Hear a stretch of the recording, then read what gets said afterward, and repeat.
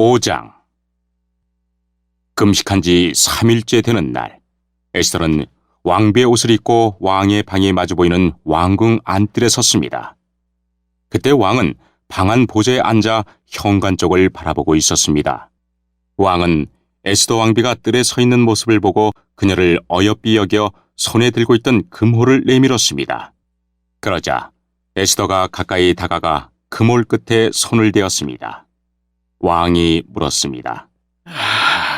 에스더 왕후여, 무슨 일이요?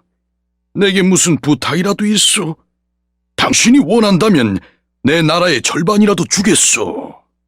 에스더가 대답했습니다. 제가 오늘 왕을 위해 잔치를 준비했으니 좋으시다면 하만과 함께 와주십시오.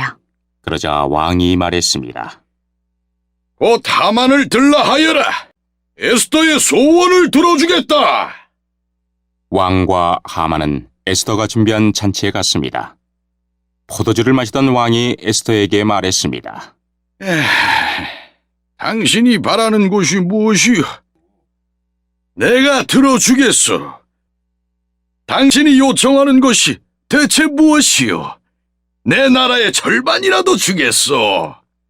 에스더가 대답했습니다. 제가 바라고 요청하는 것은 이렇습니다. 왕이 저를 어여삐 보시고 제 소원과 요청을 들어주실 마음이 있으시다면 내일도 잔치를 열겠으니 하만과 함께 와주십시오. 그때 제 소원을 왕께 말씀드리겠습니다.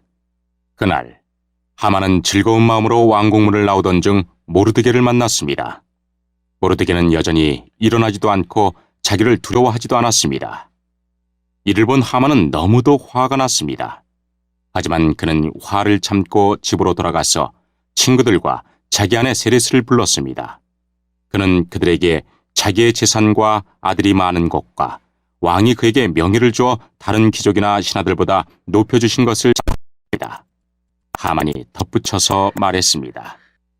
그뿐만이 아니라네. 에스더 왕후께서 잔치를 베풀어 놓고 초대한 사람은 왕을 제외하고 나밖에 없었다네. 그리고 왕후께서는 내일도 나더러 왕과 함께 와달라고 하셨네. 하지만 유다인 모르드게가 왕궁 문에 앉아있는 것을 보면 기쁜 마음이 싹 가신다네.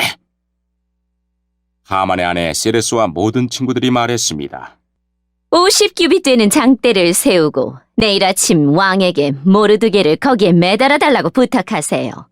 그리고 나서 왕과 함께 기쁜 마음으로 잔치에 가세요. 하만은 그 말을 좋게 여기고 곧 장대를 세우라고 명령했습니다. 6장. 그날 밤 왕은 잠이 오지 않아 신하를 시켜 왕궁 일지를 가져오게 하여 자기 앞에서 읽으라고 명령했습니다. 그 일지는 왕궁문을 지키던 왕의 두 내신 빅다나와 테레스가 왕을 죽이려 한 음모를 모르드게가 일러 주었다는 내용이 적혀 있었습니다. 왕이 물었습니다. 이 일을 한 모르드게에게 어떤 영광과 상을 주었느냐? 신하들이 대답했습니다. 아무것도 주지 않았습니다. 왕이 다시 물었습니다. 누가 뜰에 있느냐? 마침 그때 하만이 자기가 세운 장대에 모르드게를 매달기 위해서 왕에게 부탁하고자 왕궁 바깥들에 와 있었습니다. 왕을 모시는 신하들이 말했습니다. 하만이 뜰에 서 있습니다. 그러자 왕이 말했습니다. 들라하여라! 하만이 들어오자 왕이 그에게 물었습니다. 내가 크게 높여주고 싶은 사람이 있는데 그 사람에게 어떻게 해주면 좋겠소? 하만은 속으로 왕이 높여주고 싶은 사람이 나 말고 또 누가 있을까? 라고 생각하여 이렇게 대답했습니다. 왕께서 크게 높여주고 싶은 사람이 있으시다면 먼저 정들을 시켜 왕께서 입으시는 옷과 왕께서 타시는 말을 내오게 하시고 그 말의 머리는 관으로 꾸미게 하십시오. 그런 다음에 그 옷과 말을 왕께서 높여주고 싶은 사람에게 주십시오. 그리고 왕의 신하 가운데 가장 높은 사람을 시켜 그 사람에게 왕의 옷을 입히게 하고 말에 태운 사람을 성한 거리로 다니게 하면서 왕은 높여주고 싶은 사람에게 이렇게 해주신다 하며 외치게 하십시오.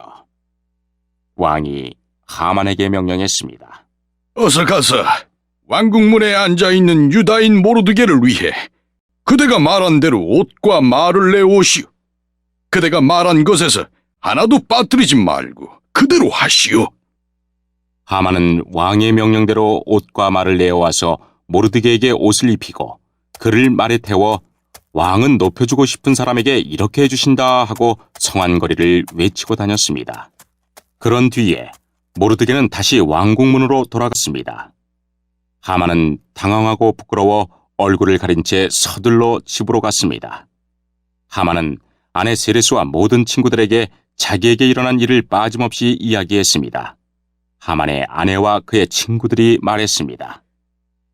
당신은 유다인 모르드게 앞에서 무릎을 꿇었으니 이제 그에게 맞서 이길 수 없어. 계속 맞서야 한다면 당신은 틀림없이 망할 것이오.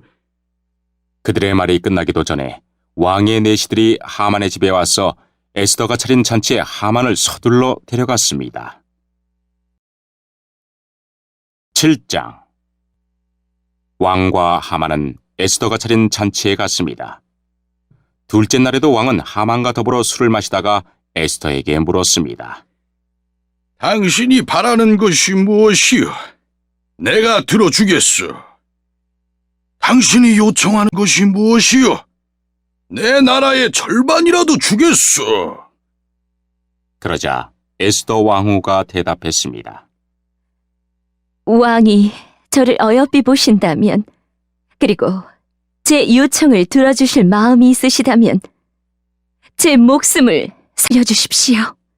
이것이 제 소원입니다. 그리고 제 민족도 살려주십시오. 이것이 제 요청입니다. 제 민족이나 저나 이제는 다 죽고 망하여 완전히 없어지게 되었습니다.